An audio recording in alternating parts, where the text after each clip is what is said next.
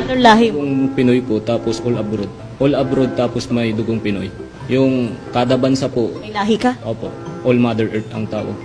All Mother Earth. Pwede po pa-explain sa amin? Lahat ng bansa ay may kanayon po ako.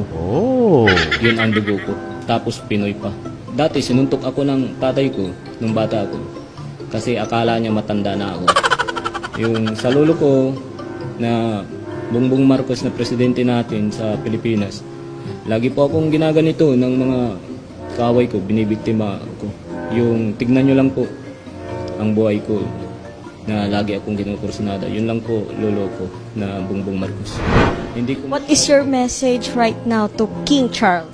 Hi to you. I don't know your name and family, but Queen Elizabeth now because I'm always in prison. They always doing me in prison, in prison. So I don't know you, but I glad to meet you in personal, Mr. Prince Charles.